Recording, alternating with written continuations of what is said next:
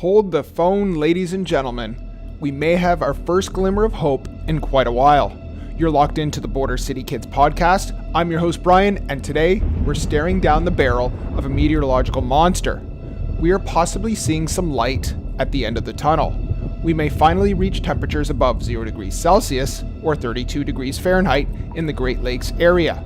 We've got a major above normal heat dome locking in, stretching from the Gulf, screaming through the Midwest and slamming right into the Canadian heartland, which is something we've been waiting for. We've had so many consecutive days below 0 degrees Celsius. It's been freezing, it's been frigid, it's been cold. And we're sitting right in the center of a massive shift.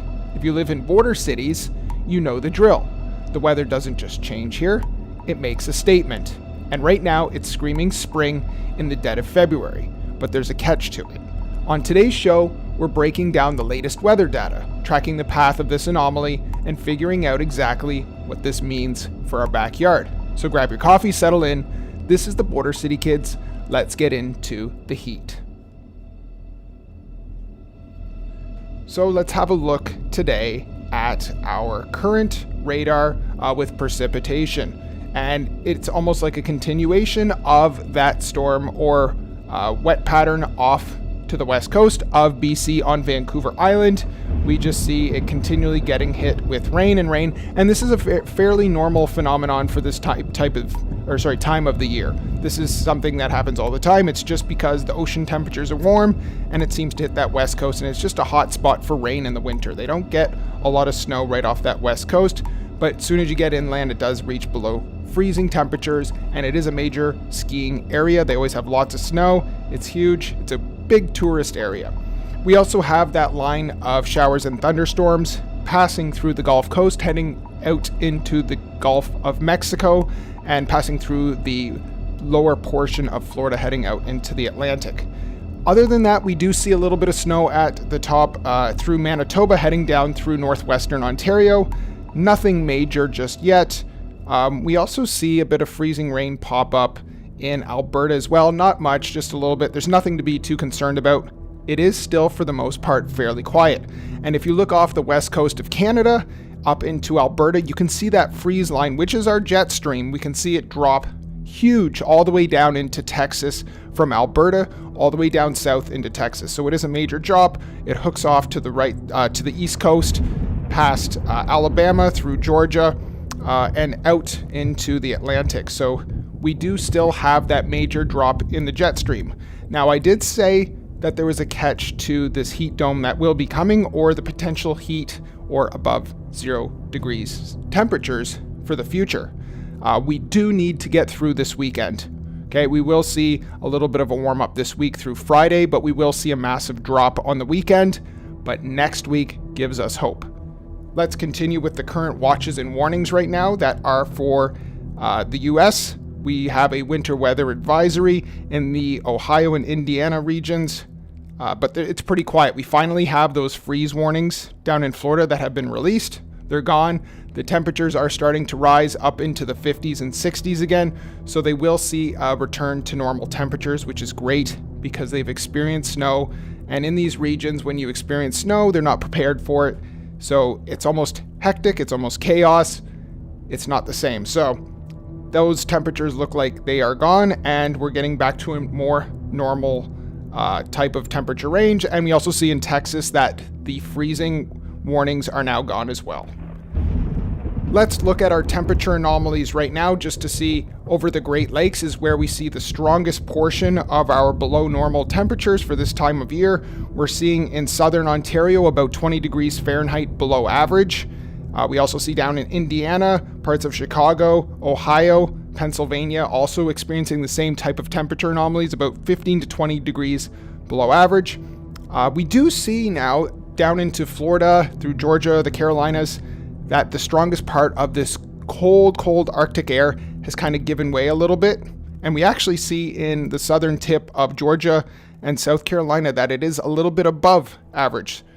If we look at the western half of the US and Canada, we see that the temperatures are way above average. And the good news is you can see by the end of this run through on this radar here that we do have a massive heat portion passing through, which looks like it's heading towards the Great Lakes.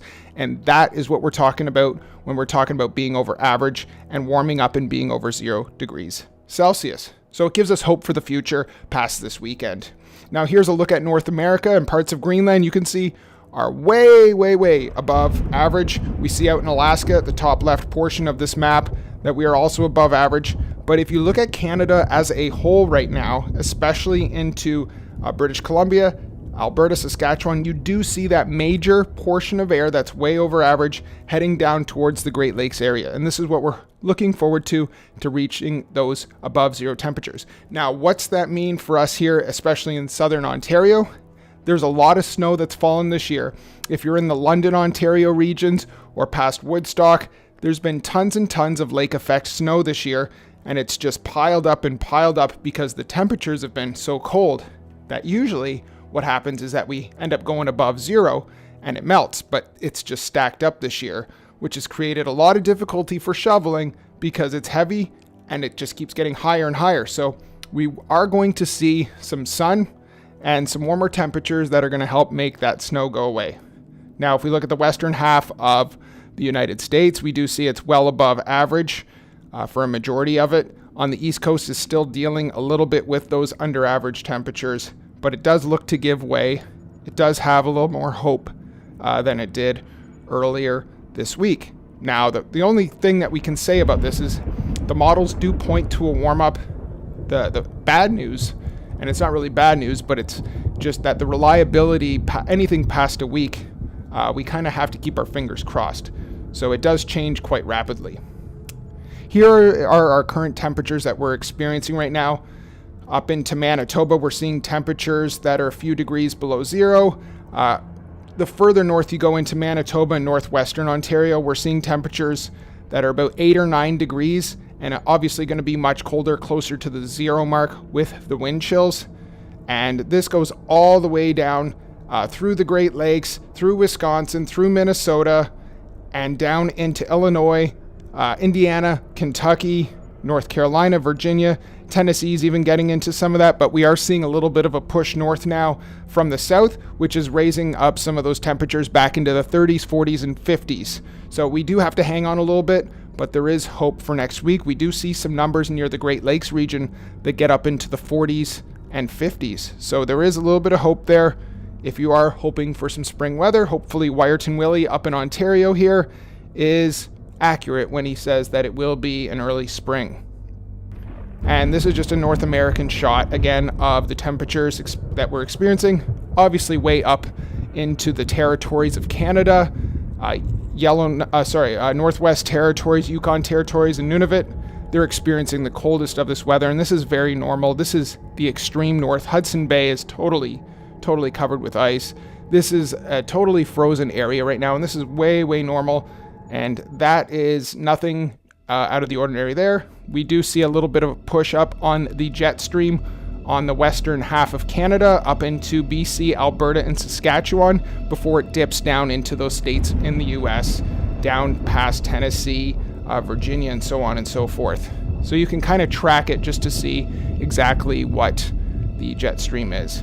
But we are seeing a push from the south, more like the Mexico regions, that are bringing up some of that heat from the Pacific. So hopefully we can get that to push up a little bit higher and bring up some of those colder temperatures that we've been experiencing.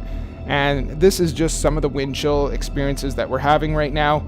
Obviously with Canada, almost all of Canada is going to be feeling below 0 temperatures when we're talking about the wind chills that we're experiencing.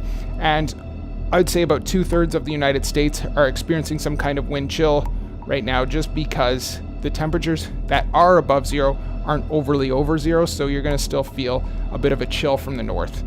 But we are seeing parts of Florida now that are that are rising into the 50s and 60s, back up to the norms. Texas is getting a shot of warmer weather as well.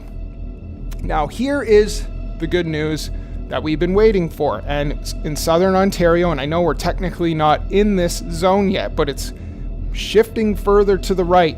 We see southern Texas has a strong probability of being above average, and we see the whole Midwest all the way up, whole central United States you are probably going to be above average. And that's about 80 to 90 degrees certainty on above average temperatures for the next 6 to 10 days. Anywhere on the outskirts of that, you're looking to be at a decent shot at being somewhat above average.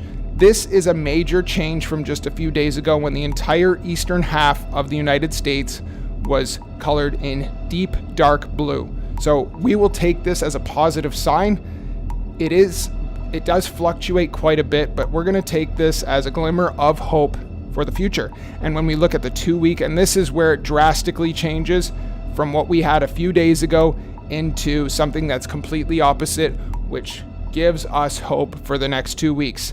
The entire eastern portion of the United States is predicted to be above average in temperatures. This is a huge sign. This is maybe a big change in what our first shot of spring could look like. When we do hit above zero up in the Great Lakes region, whether you're in Ohio, in the States, New York, it is going to feel very, very warm compared to what it's been like in the past few weeks. We've had many consecutive days below 0 degrees Celsius, and if we're in the States, that's 32 degrees Fahrenheit.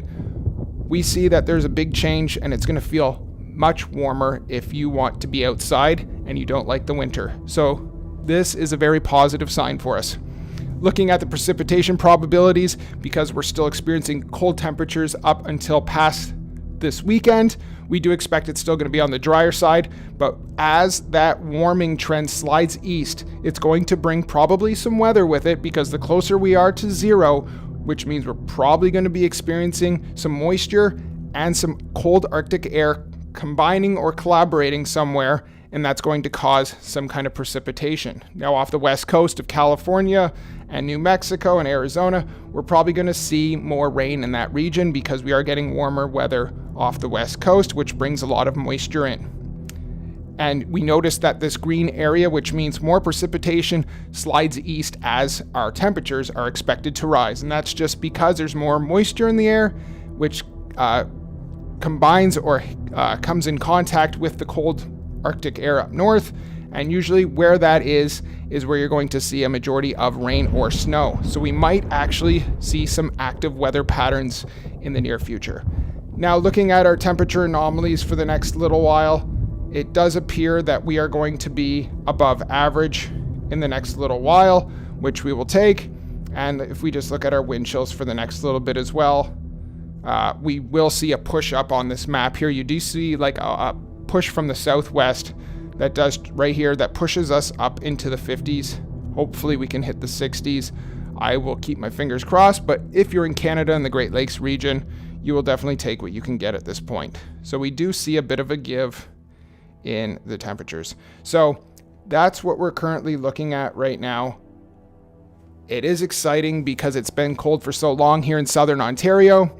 I appreciate you guys being here. This is our daily weather update on the Border City Kids podcast. I enjoy doing this. I enjoy if you're watching this. Please leave a comment if you have any answers to the questions that I've asked. If you were looking forward to a spring warming trend, or if you want the winter to continue, please write about that. Please write about the weather you're experiencing, if there is any active weather where you are.